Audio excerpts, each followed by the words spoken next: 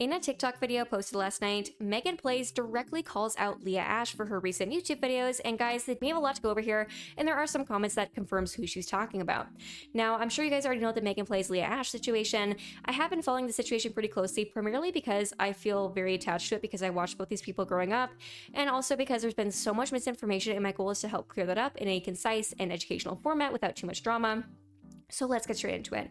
Last night, almost 24 hours ago, Megan Plays uploaded this TikTok to her TikTok account that reads, "I capitalized on my trauma because it happened to me. The person who caused my trauma capitalizing is something." And a lot of people didn't quite understand what this meant, which I understand if you're younger. But basically she's saying, hey, I am making videos about my trauma because it happened to me. You, referring to Leah Ashe allegedly, is her saying that Leah Ashe is capitalizing, making money off of Megan's situation by posting YouTube videos, which we'll talk about in a second here. The caption of the video reads, "One is punching up, one is punching down, one is climbing out of a hole, the other is spitting on the person you threw into the hole." So again, she is referring to Leah Ashe, kind of alluding that she has been allegedly, just pulling her back and being very toxic and stuff like that, which is how I interpreted this. You guys can let me know if you interpret it differently. But this comment by Nikki reads, "It's because she had to copy everything you do. When one is sickly obsessed, that's what happens. Too bad she can't copy being liked and loved by you," which I have to say, that comment ate up. That comment ate up. And she responded, "I love you, Nico. Call Me Haley" also posted on this saying, "Clock it, also love the stripes in your hair," to which Megan responded saying thank you and that she has a hair appointment coming up. There has been a lot of other comments on this as well, which I'm not going to get too much into all of them. But if we go to Leah Ashe's channel, which she's referring to, Leah Ashe made a return to YouTube on December 1st and has been uploading videos one every single day since then. And a lot of people quickly clocked that she was using suggestive video titles, kind of hinting at the drama, but then completely ignoring it in the video. Sorry. My voice went away for a second there. The first one that she posted since getting back was "Revisiting Adopt Me After 5 years, my honest reaction." And this one, I'm gonna be honest, we didn't expect her to talk about it because that's not really a super suggestive title. However, this one, "Reacting to TikTok Since I've Been Gone." If you search Leah Ashe on TikTok, the first thing that comes up is that video of her and Zach allegedly kissing on the bench at Disney. So if she was actually reacting to TikToks, she would have definitely reacted to those ones because that's what comes up when you search her name. However, it seems as though, in my opinion, she very carefully curated the specific lineup of TikToks so that none of the TikToks addressed any of the drama with her, which obviously people clicked on this video thinking that she was going to see a video of herself. However, she did not show that.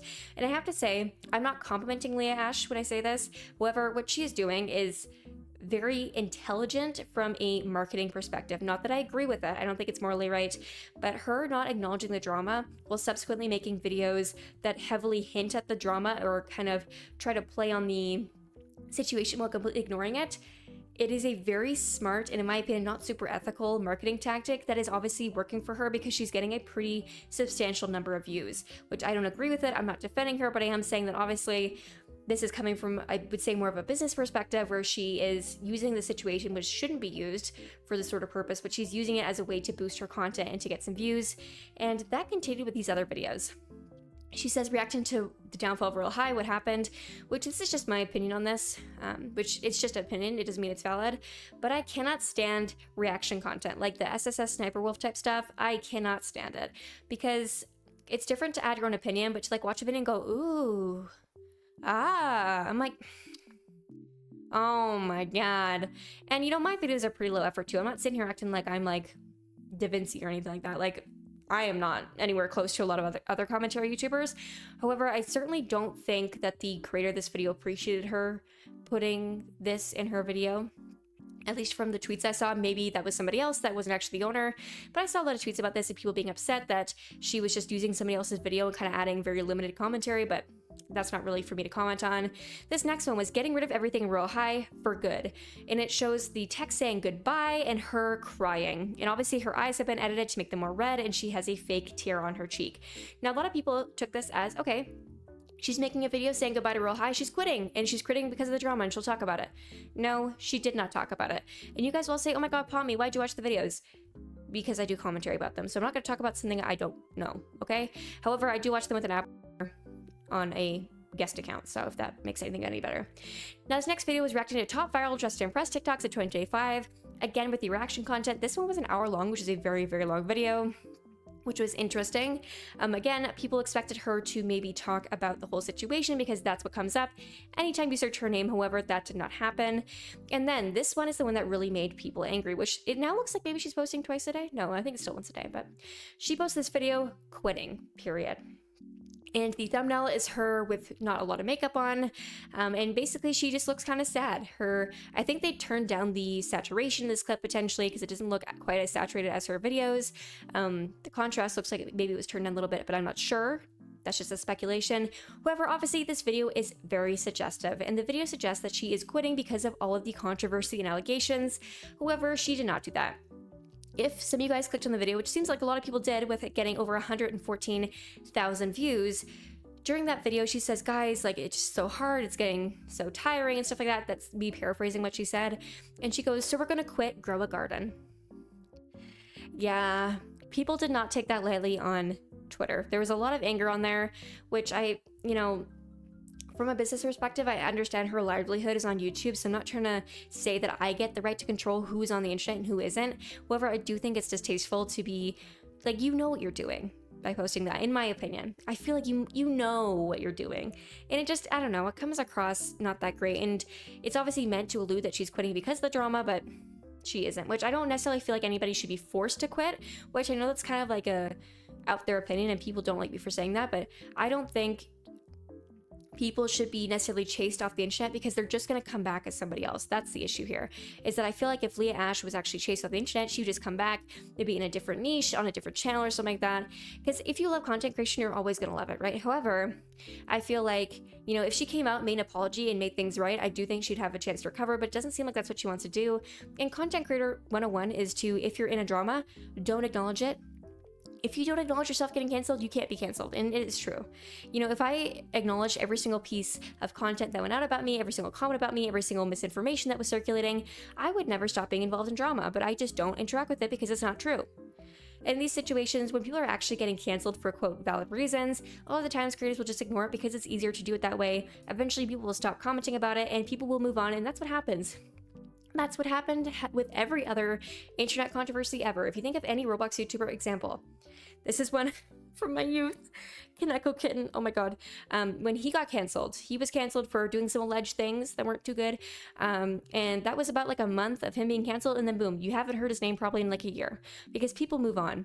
And he was back momentarily on like a fitness channel or something, and then people got mad at him again, and it's just kind of back and forth sort of thing. But the internet is always switching who they are targeting when it comes to hatred, and I don't think anybody, even Leah Ashe, deserves to be getting hate comments where people are telling them to off themselves. I don't think that's warranted.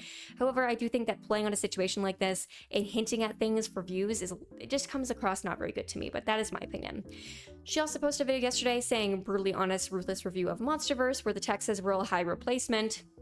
But she knows that she has a sort of audience that's centered around Royal High because she kind of makes that girly kind of content. And so obviously a lot of her followers and subscribers like Royal High content. So I definitely do think that that text was meant to invoke a sense of maybe anger among consumers, but that's the best way to get views. So I'm not going to crucify her for that.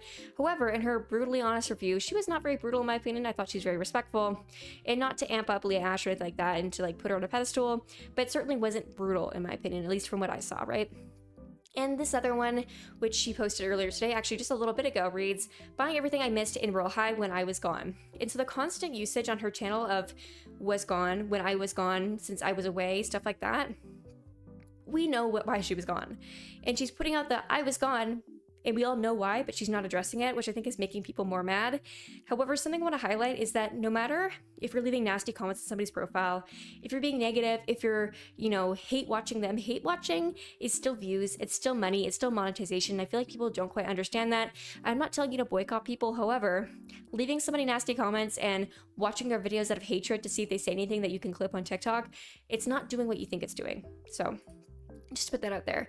Now, Megan also posted this video, My Dating Life in 2025, and it's like a trend where it's like directed by, and she said 1 divorce, 3 first dates, 2 men kissed. Oh, sorry, it switched the picture. 2 men kissed, and 1 psychosis inducing crush. Which I have to say, the fact that she is going on dates, I love that for Megan. Which in my opinion, which this is just, I don't quite know, this makes me think that maybe the whole Zach thing and the whole thing with that coming out, it was publicized a little bit later than when it actually happened, which was what I had guessed initially because it seemed like something that was still super fresh. However, you know, I definitely wasn't expecting it, but people could see that for a couple months Zach hadn't posted about Megan and stuff like that. So the fact that she's gone on 3 first dates and she's kissed 2 men, I love that for her. I love that Megan is hopefully getting the love that she deserves and is going to eventually find somebody who values her as much as she deserves to be valued. And I really do like that she can kind of turn these situations into like a humorous thing, because a lot of people would just kind of like, you know, give up and stuff like that, which I appreciate that she's putting on a brave front, which not to say she isn't brave, but she's putting on this attitude that tells young individuals this is how you deal with this kind of stuff. You don't just roll over and let it, you know, take over your life. You are better than that. You know, you are still you even if you aren't with your partner. And I think that's a really important message to send to both young boys and young girls. Now, she's also been posting some other videos of her dancing and stuff like that, stuff suggesting that Leah Ashe is copying her, which I have to say, I don't necessarily disagree with. I think that is a valid opinion to have. However, with that in mind, that is all that's been happening in this situation. I didn't want to make this video too long and drag it out. I try to get straight to the point. But regardless, there is a lot of people that are angry with Leah Ashe because of the alleged allegations, as well as her video titles recently, which I think we can all kind of see a pattern here, which, you know what, as a creator, she has a right to label her videos however she wants to. Doesn't mean that the audience will perceive that as being morally or ethically correct, which I certainly don't necessarily agree with. I don't think that labeling your videos like this when there's stuff that needs to be addressed should be going on. However, at the end of the day, she's a YouTuber. She is allowed to do that. Not saying it's right, and it sucks, but it is unfortunately something that can continue to happen. I just hope that eventually she may address this or apologize, or something can happen. Even if it's not in person, even if it's not online, but rather in person. I think, you know, we don't all need to see the apology. I think what matters is that Megan gets an apology and Megan has things made right with her, and that people aren't continuing to utilize her as a means for views and stuff like that. However, that is just my 2 cents in the situation. So let me know your thoughts in the comment section below, and I will see you guys next time. Bye-bye!